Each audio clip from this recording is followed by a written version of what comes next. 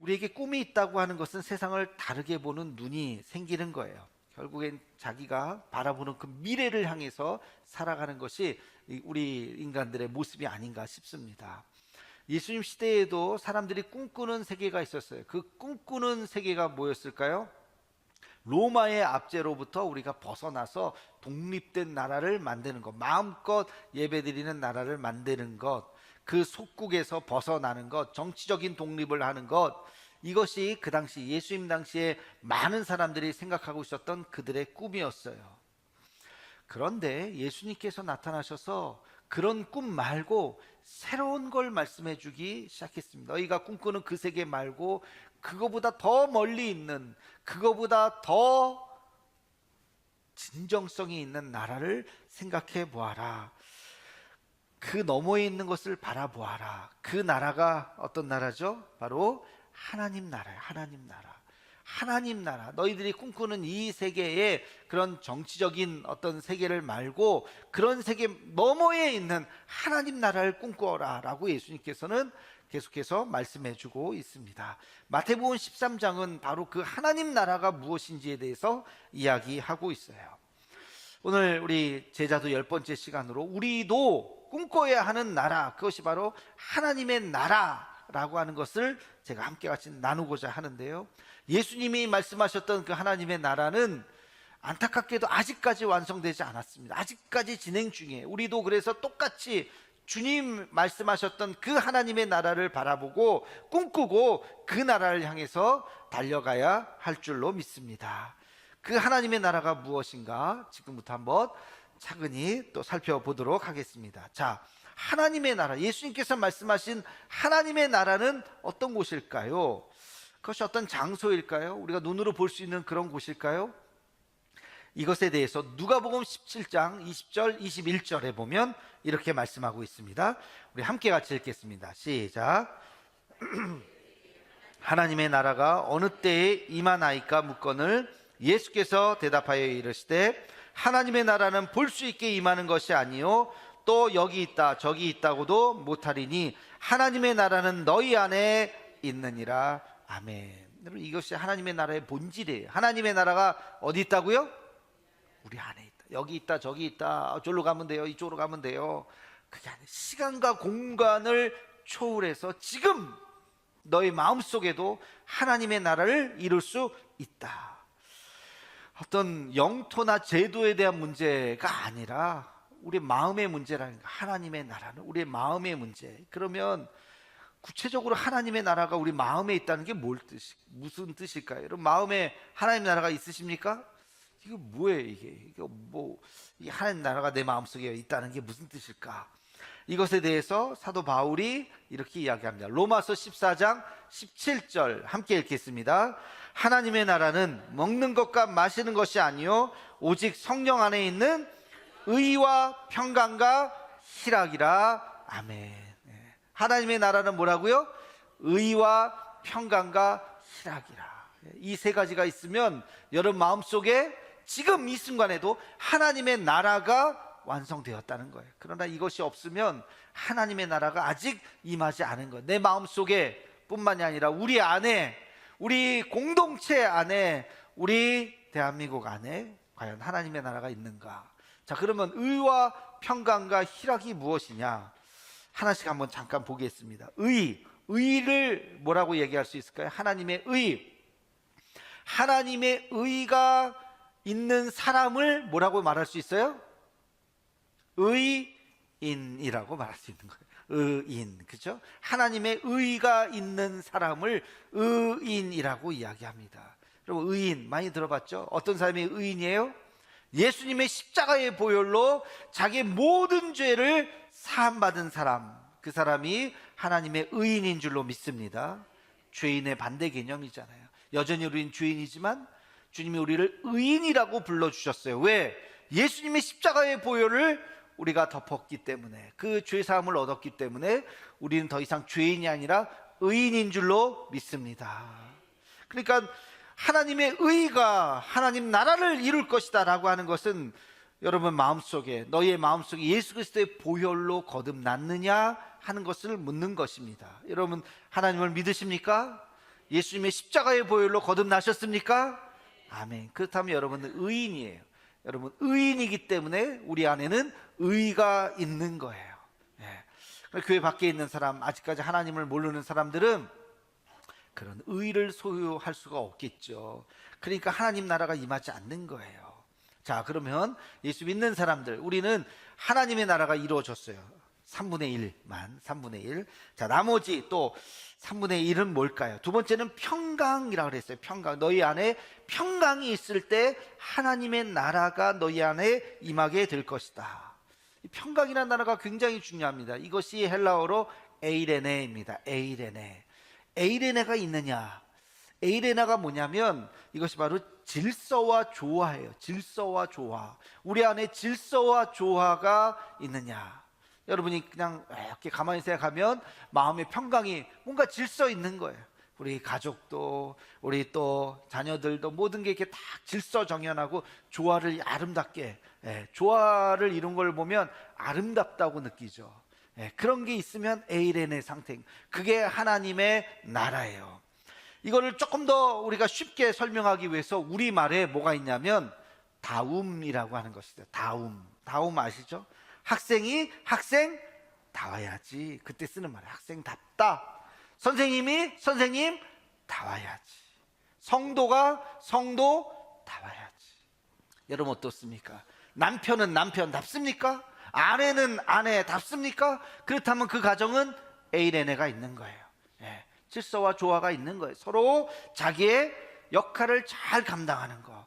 교회가 에이레네가 있으려면 우리 온 성들이 맡겨진 그 다움이 있어야 되는 거예요. 찬양이 찬양다워야 되고, 예배가 예배다워야 되고, 그리고 우리 성도들이 성도답게 하나님 앞에 나올 수 있는 그런 교회가 하나님의 나라를 이루는 교회인 줄로 믿습니다. 자, 이 에이레네에 대해서 여러분 스스로 한번 적용해 보세요. 여러분 마음속에 에이레네가 있는가? 하나님 나라가 있는가? 만약에 아멘 그렇다면 여러분 하나님 나라가 이루어질 수 있는 것이죠. 자, 그 다음에 세 번째는 희락이 있어요. 희락이 뭘까요? 희락이라고 하는 것은 하나님 나라의 결과예요. 하나님 나라의 결과. 이 기쁨이라고 하는 것은 그냥 그냥 웃는 거하고 달라요. 그냥 기쁨이라고 하는 것은 즐거움, 쾌락 이런 거하고 다른 거죠. 희락이라고 하는 것은 내 마음속에 나오는 그냥 가슴 벅찬 그런 기쁨을 이야기하는 거예요. 그 희락, 이것은 하나님 나라의 결과인 것입니다. 하나님 나라의 결과. 하나님 나라가 임하는 그곳에 기쁨이 따라오는 줄로 믿습니다. 여러분 가만히 있는데 그냥 마음이 그냥 행복해. 기쁨의 결과가 행복이잖아요. 기쁘고 그냥 웃음이 나오고 콧노래가 나오고 찬양이 나오고, 그 여러분 마음속에 하나님 나라가 임한 거예요. 근데 가만히 있는데 갑자기 우울해. 갑자기 죽고 싶어. 갑자기 살고 싶지가 않아. 이것도 걱정이고 저것도 걱정이고 한숨이고 여길 봐도 힘들고 저길 봐도 힘들고. 그러면 하나님 나라가 임하지 않는 거예요. 그게 지속되면 그게 우울증이잖아요.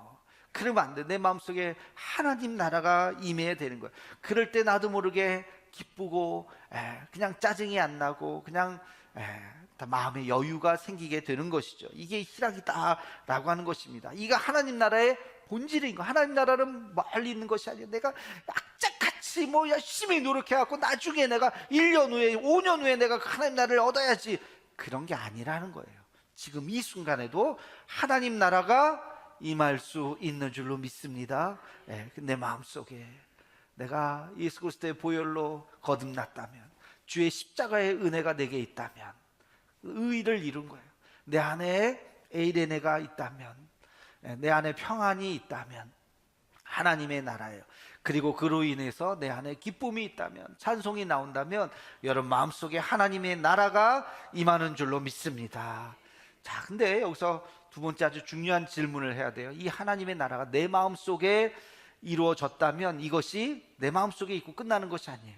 점점 번져가야 돼, 퍼져가야 돼, 확장돼야 돼. 내 옆에 있는 사람도, 우리 가정에도 하나님 나라가 임하고, 우리 교회에도 하나님 나라가 임하고, 우리 지역에도 하나님 나라가 임하고, 더 나아가서 우리 대한민국에 하나님 나라가 임하고, 더 나아가서 온 세계에 하나님 나라가 임하기를 주의 이름으로 축원합니다. 근데 전쟁이 일어나가지고 지금 참 마음이 안 좋죠. 하나님의 나라는 점점 퍼져가야 돼요. 퍼져가는 속성이 있다는 거예요. 이것이 어떻게 확장될 수 있을까? 하나님의 나라가 어떻게 확장이 될 수 있을까? 오늘 말씀에 몇 가지를 이야기하고 있습니다. 먼저 31절, 32절 말씀을 함께 같이 읽겠습니다. 시작. 또 비유를 들어 이르시되 천국은 마치 사람이 자기 밭에 갖다 심은 겨자씨 한 알 같으니 이는 모든 씨보다 작은 것이로되 자란 후에는 풀보다 커서 나무가 되매 공중의 새들이 와서 그 가지에 깃들이느니라. 아멘. 하나님의 나라를 비유했는데 겨자씨로 비유했어요. 겨자씨는 요만하죠? 작죠? 여러분 아시죠? 눈에서 아침에 눈곱을 이렇게 긁어서 눈곱을 딱 떼보면 딱 그만한 게 겨자씨예요. 겨자씨 똑같아요. 요만해요. 그 겨자씨가 점점 커져서 새들이 깃들이는 나무가 되었다. 이게 엄청난, 와, 이 확장성, 하나님의 나라는 확장된다는 거예요. 근데 여기서 아주 중요한 것이 있어요. 하나님 나라는 언제 확장이 되느냐? 여러분 조그만 눈곱을 심어보세요. 눈곱이 확장돼요? 싹이 나요? 안 나요. 그 돌멩이 하나 심어보세요. 싹이 나요? 안 나요. 겨자씨는 싹이 나요. 왜? 그 안에 그렇죠, 생명이 있기 때문에. 생명이 있는 것은 살아나는 거예요. 하나님의 나라는 생명이 있다는 거예요. 그 생명이 있는 하나님의 나라는 언젠가는 자란다는 거예요. 어마어마하게 자란다는 거예요. 여러분 겨자씨가 나무가 되는 것보다 더 엄청난 확장력이 있었던 게 뭔지 아세요? 그게 바로 예수님의 말씀. 제자들. 예수님이 십자가에 돌아가시고 부활하시고 제자들 11명 가룟 유다 빼고 모아놨어요. 그죠? 내가 부활했다. 봐라. 와, 예수님 부활하셨네요. 그 제자들 11명, 우리 숫자보다도 적죠. 요만한, 그죠? 그 11명이 그 복음을 가지고 전 세계에 나가서 전파하기 시작했어요. 2000년이 지난 지금 어때요? 기독교를 모르고서는 전 세계 역사를 이해할 수 없잖아요. 2000년이 지난 온 세계가 다 예수님을 찬양하는 그러한 나라가, 그런 세계가 되지 않았습니까? 그 11명으로부터 시작했던 정말 겨자씨보다도 적은 그 사람들이 주의 복음을, 부활의 복음을 전하면서 온 세계가 이렇게 변했어요. 복음 안에는 뭐가 있기 때문에? 생명력이 있었기 때문에. 그것을 받아들인 사람들이 변하기 시작했다는 것입니다. 여러분 1980년에 세워진 한 교회가 있습니다. 사진 보여주시면 1980년에 아주 그냥 저 상가 보세요. 저 부동산에 하여튼 그렇게 저기에 조그만 그 상가 한 층을 빌려서 교회를 저렇게 시작했어요. 1980년이에요. 7월인가? 30년 후에 저 교회가 어떻게 됐느냐? 저런 교회가 됐습니다. 2011년에 저 성전을 짓고 입당을 했어요. 빚도 없대요. 무슨 교회인지는 대충 아실 거고 내려주세요. 교회 안에 뭐가 있기 때문에? 생명력이 있기 때문에. 생명력이 있으니까 그게 잘하는 거예요. 어마어마하게 잘하는 거예요. 좀 특별한 케이스긴 하지만 싫어하잖아요. 싫어.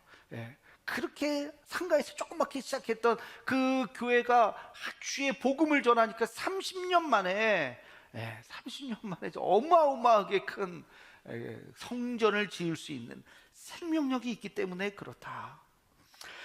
생명력이 있으면 없어지지 않습니다.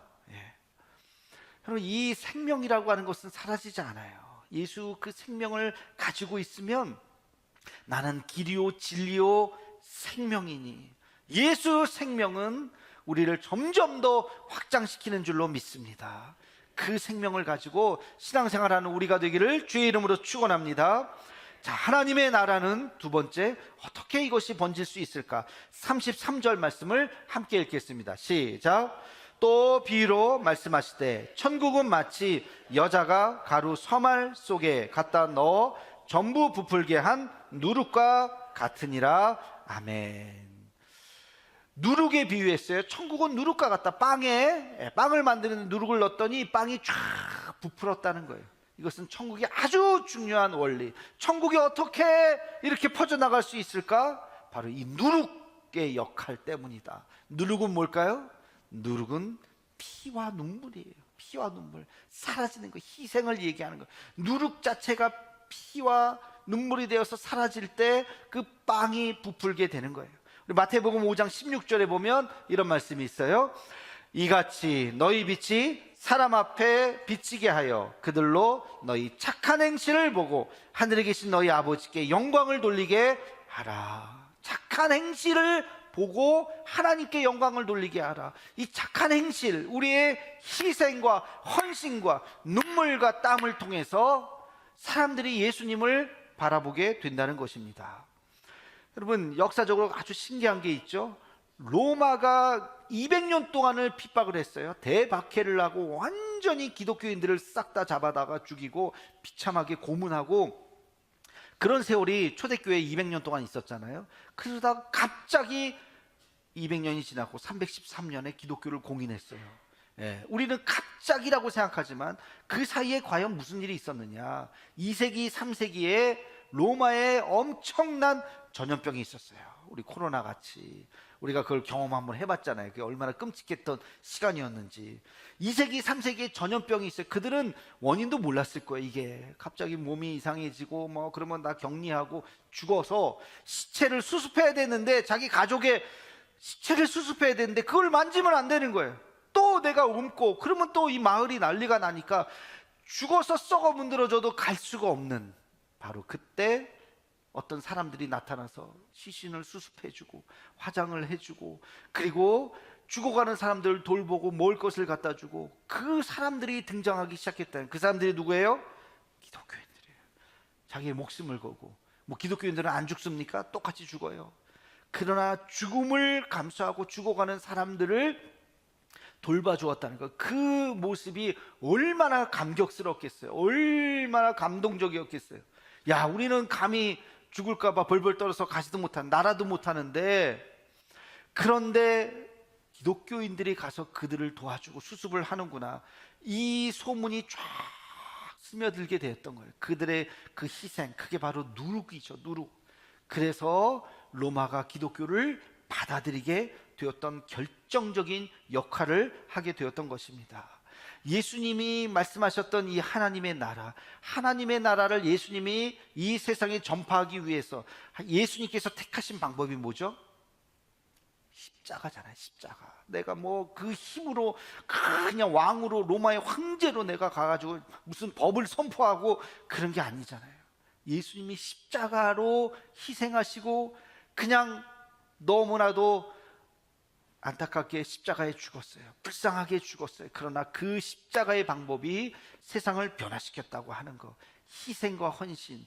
우리 기독교가 하나님의 나라를 이 세상에 선포하는 그 방법은 다른 것이 아니에요. 희생과 헌신이라고 하는, 희생과 헌신, 눈물과 땀, 이것을 통해서 하나님의 나라가 온 세상에 전파되는 줄로 믿습니다. 마지막 한 가지 더, 하나님의 나라가 어떻게 이 세상에 확장이 될 수 있을까? 마태복음 13장 44절 함께 읽겠습니다. 천국은 마치 밭에 감추인 보화와 같으니 사람이 이를 발견한 후 숨겨두고 기뻐하며 돌아가서 자기의 소유를 다 팔아 그 밭을 사느니라. 아멘. 천국을 뭐에 비유하고 있어요? 밭에 감추인 보화로 비유하고 있어요. 어떤 사람이 땅을 농사를 하다 봤더니 엄청난 보화가 있네. 근데 이게 내 땅이 아닌 거예요. 내 땅이 아닌 거예요. 이 보화를 내가 몰래 가져가면 안 돼요. 그거 법에 걸리니까, 야, 이걸 어떻게 해야 되나? 이 밭을 사야 되는구나. 근데 돈이 없네. 싹싹 긁어다가 집 팔고 못 팔고 싹 팔아갖고 현찰을 만들어서 땅 주인을 찾아가서 이 땅 내가 살게. 땅이 너무 좋아요. 그래, 이렇게 많이 줘요. 사세요. 합법적으로 땅을 샀다는 거예요. 그리고 나서 그 보화가 이제 내 거다. 그랬다는 거예요. 이 보화가 뭐예요? 하나님 나라죠. 하나님 나라를 소유하는 방법 뭐라고요? 집 팔고 다 팔라고? 하나님 나라를 소유하는 방법, 그것은 대가예요. 대가. 하나님 나라는 거저 얻어지는 것이 아니다. 하나님 나라가 거저 전파되는 것이 아니다. 뭘 해야 돼요? 대가를 치러야 돼요. 대가를. 희생에 대한 대가가 있어야 돼요. 누구나 다 1등 하고 싶죠, 공부하는데. 그렇죠? 근데 놀 거 놀고 먹을 거 먹고 잠잘 거 잠자고 다 할 거 다 하고 1등 할 수 있어요? 그런 1등은 없어요. 전국에 그런 1등은 없어요. 1등이 머리 좋다고 다 1등 하는 거 아니에요. 뭐 초등학교 때만 통하지 중고등학교 때 머리 좋다고 1등 하는 거 아니에요. 1등 하는 친구들은요, 노력하는 거예요. 남들 잘 때 안 자요. 열심히 공부해요. 남들 놀 때 안 놀아요. 열심히. 그러니까 1등 할 수 있는 거예요. 그거에 대한 대가를 치르는 거예요. 대가를 치르는 거. 그 희생에 대한 대가. 여러분, 보화가 소중하다면 대가를 치르지 않겠습니까? 하나님 나라가 소중하다면 대가를 치르지 않겠습니까? 복음 전파가 소중하다면 대가를 치르지 않겠습니까? 예배가 소중하다면 지금 딴짓 하지 않고 딴 데 가서 뭐 놀고 그러지 않고 때가 이 시간은 하나님 앞에 나와서 예배를 드려야지. 그 대가를 치르지 않겠습니까? 제가 떠오르는 한 분이 계셨어요. 잊혀지지 않는 우리 장로님 한 분이 계셨는데, 중국에서 사업을 하고 계신 분이에요. 심지어는요, 이분이 앞이 안 보이시는 분이에요. 권사님하고 같이.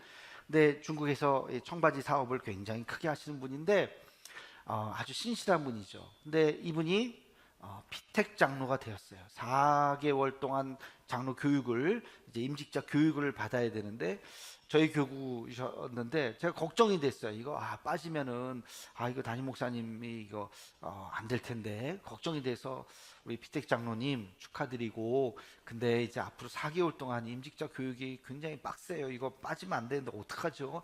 중국에서 해야 되는데 어떻게 해야 될까요? 그랬더니 저에게 하시는 말씀이, 목사님 걱정하지 마세요. 저 한 번도 안 빠질 겁니다. 어떻게 한 번도 안 빠져요? 저 매주 올 거예요. 중국에 안 가세요? 중국에 사업하러 가야죠. 그럼 어떻게 해요? 매주 온다니까요. 정말로 4개월 동안 안 빠지고 주일날 밤 비행기나 아침 비행기, 월요일 아침 비행기로 가셨다가 목요일 밤 비행기나 금요일 아침 비행기로 왔어요. 수요일날 무슨 행사가 있을 때는 또 수요일날 낮에 오셔서 수예배까지 가서 그 주는 안 가고, 그렇게 매주 정말 들어갔다 그 권사님하고 두 분이 같이, 그 앞에 안 보이시니까 옆에서 수행을 해야 되니까 매주 4개월 동안 안 빠지고 그분이 나오셨어요. 마지막 임직 받는 그날 앞에서 대표로 이런 말씀을 하셨던 기억이 나요. 제가 중국에서 서울을 오가는 것이 힘들었지만 장로의 직분이 얼마나 소중하다고 하는 것을 알았기에 제가 감당할 수 있었습니다. 좋은 장로가 되겠습니다. 참 감동적인, 그에게 있어서 이 장로의 직분이 얼마나 소중한가. 그냥 뭐 대충 해도 뭐 피택했는데 어떻게 뭐 임직 안 시켜주겠어요. 근데 사람들이 뭐라 그럴 수도 있잖아요. 그 자기 자신이 먼저 마음이 아니잖아요. 최선을 다해서 뭐 왔다 갔다 하면 되지 뭐. 그런 마음으로 정말 그분이 빠지지 않고 훈련을 받았던 분이 기억이 납니다. 우리가 소중하다고 생각하는 것에 대해서 대가를 치르는 거야. 대가를. 하나님 나라가 소중하지, 하나님 나라를 전파해야지, 우리가 치러야 할 대가가 있다는 거예요. 교회가 점점 더 성장하기 위해서 치러야 할 대가가 있다는 거예요. 로마의 기독교가 어떻게 그냥 됐을까요? 수많은 순교의 피가 뿌려졌던 거예요. 수많은 사람들이 사자밥이 되고 목이 잘리고 팔이 잘리고 그 고통을 감내하면서 그 순교의 피가 뿌려졌을 때 하나님의 나라를 완성할 수 있었던 것입니다.